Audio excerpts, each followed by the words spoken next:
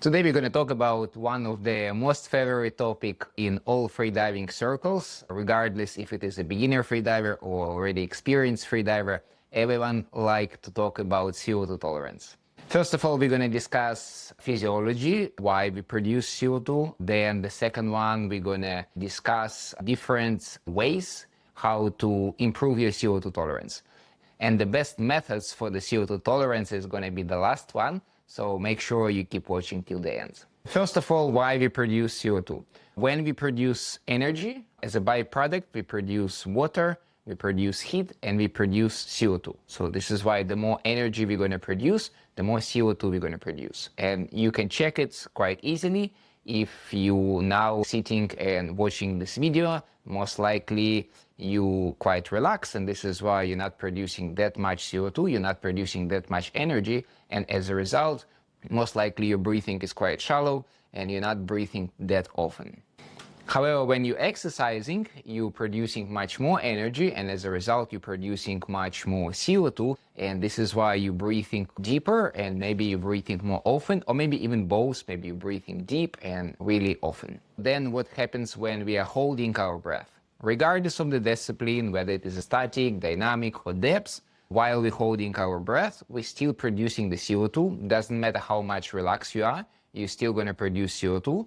And when the CO2 is going to be accumulated to a certain point, then you're going to have urge to breathe. Most of the time, urge to breathe look like a contractions of your respiratory muscles. Let's admit that this is not the most pleasurable sensation, not the most pleasurable feeling. This is why everyone hates contractions. Most of the freedivers hate contractions. And this is why obsession of this topic, how to improve your CO2 tolerance. And when freedivers talking about how to improve the CO2 tolerance, what does it mean? It is how to delay this moment of when contraction happens. And this is going to be the topic of this video.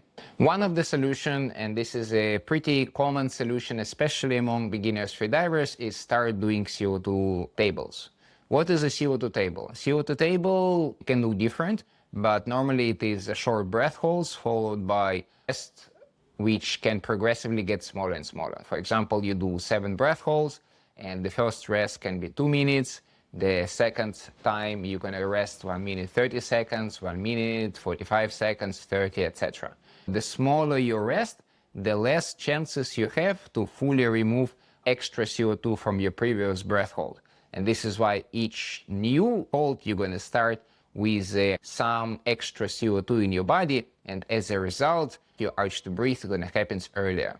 And there are many modifications of CO2 tables. The rest can be actually fixed. It can be extremely small. For example, there is a 1 breath CO2 tolerance table, which have only 1 breath in, breath out between the breath holds. You can find this table on my channel. The link is going to be in the description. So this is going to be extreme version of the CO2 tables. Why this type of training helps to improve your CO2 tolerance? Because the more often you're going to expose your system to the elevated CO2 level, the more your system going to adjust. For example, imagine that you have aircon in your room, and then when the temperature rises, let's say to 25 degrees, then the aircon is going to switch on. The same happens in your system. When the CO2 rises to a certain level, then you're going to have an urge to breathe. Your respiratory muscles going to contract in an attempt to remove this extra CO2. Because these receptors which are responsible for detecting CO2 in your system can be resetted, this is why the more often you're going to expose yourself to the elevated CO2 through CO2 tables, for example, the more your system is going to adjust and reset, and then basically when you're going to reach the same CO2 level as before, your system would not trigger the urge to breathe. This is going to happen. Training CO2 tolerance through the different CO2 tables is extremely popular among beginner freedivers, intermediate freedivers, and highly experienced freedivers. You can think about 2 different options. You can do a short CO2 tolerance training, like 1 breath table. This is maybe going to take you 10-15 minutes. Or you can do much longer CO2 table with a longer breath hold, with a longer recovery. So this is going to take you much longer. Which one is better? Is it the better like intense but short duration, or it's going to be maybe less intense but longer duration. It's hard to say. Some freedivers prefer less intense but longer in duration, but looks like longer duration can be beneficial. Why? Because we all know that the highest CO2 tolerance as athletes who participate in endurance sports, and usually, among many other things, usually they have exposure to this high CO2 for like much longer period. Probably this can be a better solution for freedivers as well. Maybe doing not extremely intense CO2 table, but longer duration.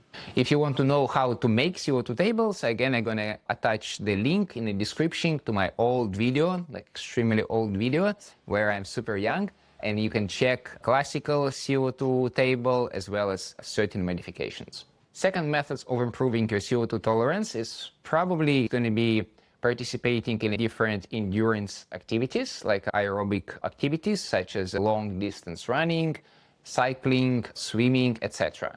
It was a little bit stigma in the past of these aerobic activities, because some old school freedivers were saying, oh, look, freediving is a pure anaerobic event, which is absolutely not true. So this is why completely skip aerobic activities, aerobic training. But currently we see that athletes who specifically focus on a static apnea, such as, for example, famous Mr. 10 Minutes, Flo, who is probably one of the best static athletes currently who is training, who is focusing on static, he do a lot of aerobic activities, such as running, swimming, cycling. These activities have a lot of benefits for static athletes.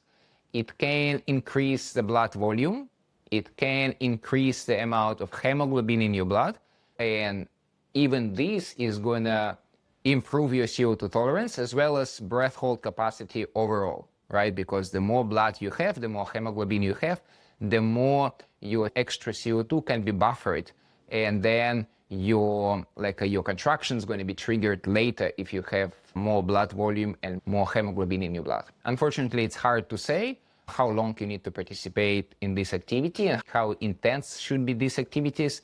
But again, looks like can be beneficial if your main priority is especially static and your main priority to delay your contractions. The next point is to have adequate equipment. Let's start with thermal protection.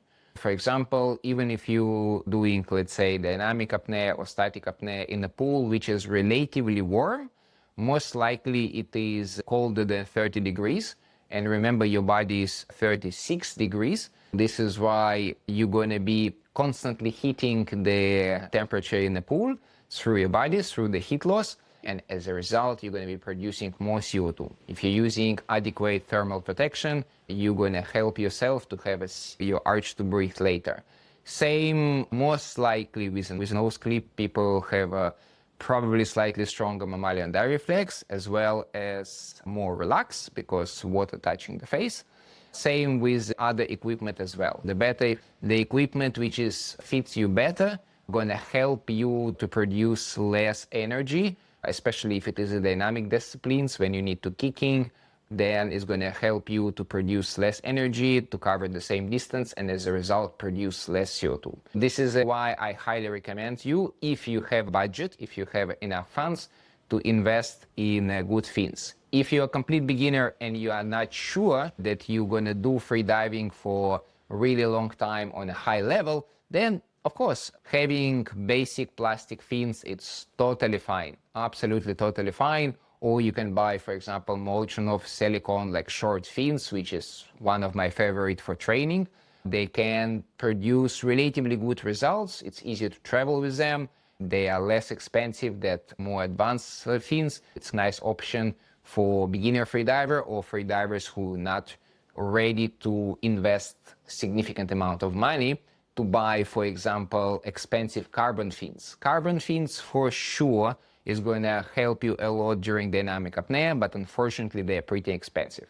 If you want to buy carbon fins from Molchanov or silicone fins from Molchanov or any other equipment from Molchanov's brand, remember that you can use my promo code Kaizen24 In this case, you're going to have 10% discount for all their equipment, a little advertisement.